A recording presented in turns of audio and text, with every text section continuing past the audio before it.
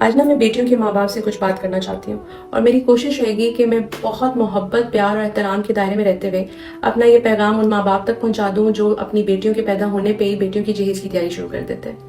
2026 चल रहा है और अगर आज भी आपको अपनी बेटी को जहेज़ देने की ज़रूरत इसलिए महसूस होती है क्योंकि आपको ही लगता है कि जहेज़ उसके बुरे वक्त में उसके काम आ जाएगा या जहेज़ देने से आपकी बेटी को ताने नहीं सुनने पड़ेंगे, तो यकीन करें कि जो घर आपने अपनी बेटी के लिए चूज़ किया है वो घर आपकी बेटी के लिए सही नहीं है। अगर आप अपनी बेटी को जहेज़ की जगह ये दे देंगे तो आप यकीन जानें कि आपकी बेटी की लाइफ आपकी एक्सपेक्टेशन से बहुत ज़्यादा बेहतर गुजर सकती है। नंबर 1, जब आपकी बेटी पैदा होती है ना तो उसकी खुशियां भी वैसे ही मनाएं जैसे आप अपने बेटे के पैदा होने पे मनाएंगे। नंबर 2, आप अपनी बेटी को एक इंतहाई कॉन्फिडेंट, सिक्योर और होमली सेन एनवायरनमेंट में बड़ा करें क्योंकि वो एनवायरनमेंट आपकी बेटी की पर्सनैलिटी डेवलप करेगी।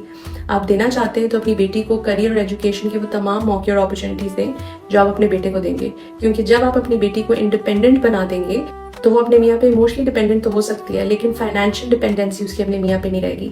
जो आपके खदशात भी खत्म कर देगा कि अगर बुरे वक्त आए खुदा न खास्ता आपकी बेटी पे तो वो जहेज़ या वो महर आपकी बेटी को सिक्योर कर लेगा, क्योंकि वो चीज़ें सिक्योर नहीं करती। आपकी बेटी को सिक्योर करेगा उसका सिक्योर करियर।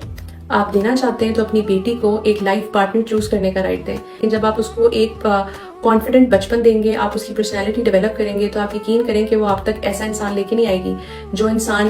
उसके कैलिबर का नहीं होगा। ये बात बिल्कुल दुरुस्त है कि माँ बाप की नज़र हम बच्चियों की और हमारी नज़रों से बहुत बालातर होती है। वो भी देख लेते हैं जो हम नहीं देखते, उनका एक्सपीरियंस हमसे बेहतर होता है। लेकिन कम से कम अपनी बेटी को ये हक जरूर दें कि अगर आप तक ऑप्शन लेके नहीं आ रही और आपके पास कोई ऑप्शन है तो उसको चूज करने की, उसको सिलेक्ट करने की ऑप्शन आपकी बेटी के पास होनी चाहिए।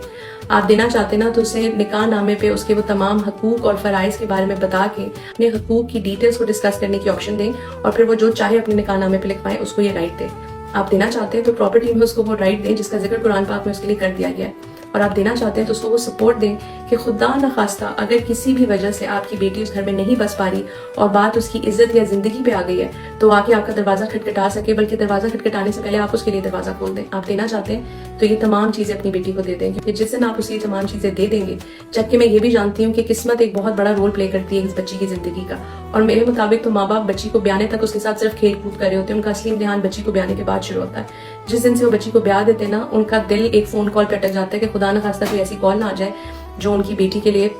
एक अच्छी न्यूज ना हो। लाइफ की अप्स एंड डाउन सबके साथ आती हैं। आप अपनी बेटी को इतना कॉन्फिडेंट और कंप्लीट ह्यूमन बीइंग बना के अगले घर में भेजेंगे कि ना सिर्फ वो एक अच्छी जिंदगी गुजारने की कैपेबल होगी, बल्कि वो अपनी जिंदगी के सही और गलत फैसले लेने के लिए भी रेडी होगी, और अल्लाह ना करे कभी कोई ऐसा मौका आ जाता है तो वो आपको लेट डाउन नहीं करेगी। That's all I wanted to say. जज़ाकल्लाह खैर।